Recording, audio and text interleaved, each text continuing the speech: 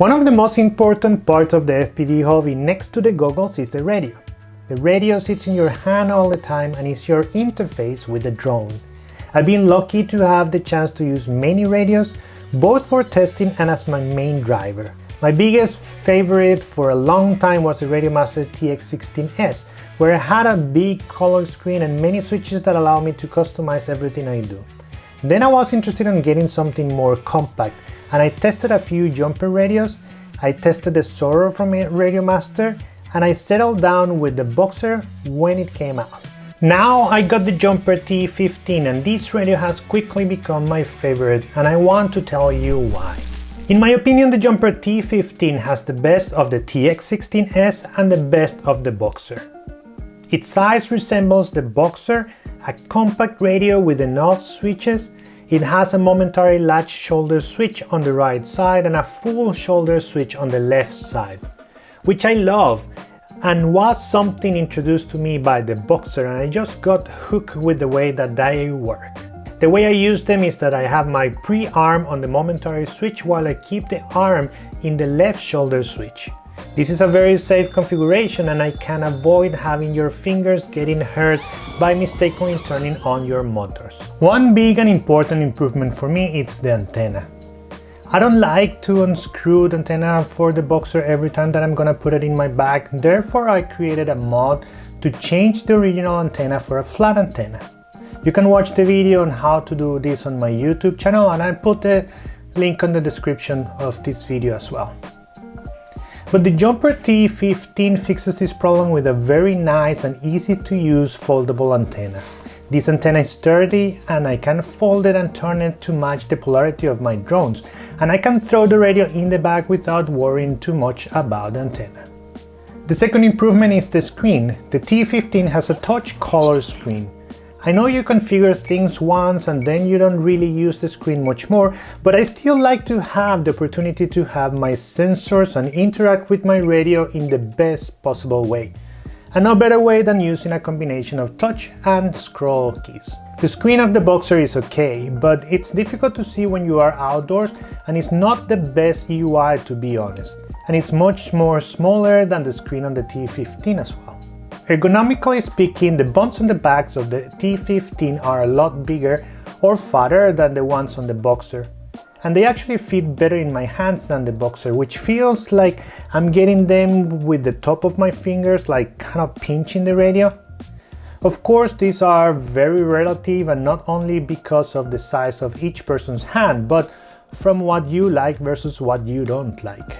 Weight-wise, they are also very different. The Boxer is much heavier, around 100 grams heavier than the T15 using the same battery. This can be considered good for some people, saying it gives the radio a more sturdy feeling or even more well-built feeling because of the weight, but holding a lighter radio is actually better in the long run, at least from my point of view. There are two small features I actually appreciate a lot. One is the fact that there is only one USB port.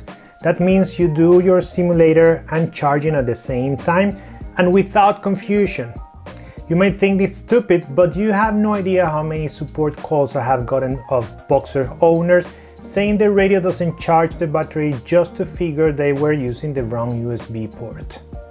The other thing is that the Jumper T15 has an internal memory, and skip the whole SD card stuff. The quality of the included SD cards on the Radiomaster radios and the old Jumpers as well is not great.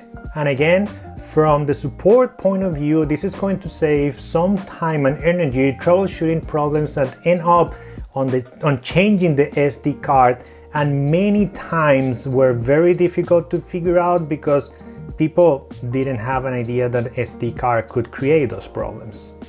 There is one small complaint to Jumper, which I think they can fix very easily. Radiomaster introduced, and I love that they did it, the fact that you could get your radios with pre-configured models. The T15 radio comes without any kind of pre-configured model, and even though it's true that it's not complicated to create one, and doing so gives you the best profile that you can have for yourself, having a pre-configured model saves time. I like the fact that when I got the Boxer radio, I just had to fine-tune a little bit the radio to calibrate it and get it perfect for my models, and it only took me a couple of minutes. But I spoke with Jumper about this, and they seem to be very open to the idea of doing this in the future and including an express LRS model in your radio so you can just bind and start flying with it. The last thing to mention is the price. Right now, the best offer from a Boxer point of view is the Boxer Crush, this new one with different colors and the AG01 gimbals.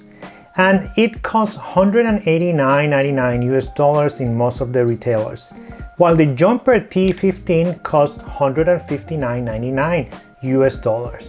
The difference is around 15%, and you have to balance the different features that each radio has to see which one is the best option for you. At the end of the day, you will be able to fly with any of these radios, and a lot of what I've talked about is very relative. How something feels and what is comfortable and what's not, it's all relative. But there is no doubt that Jumper has improved a lot and learned from their mistakes to bring a really good radio, which is, as the title of this video says, has turned into my new favorite. This is what I had for you today. I hope that you enjoyed this video. If you did, please remember to leave a like, comments, and all those kind of things that helps us produce more of these videos without costing you anything. Thank you for watching, and see you soon.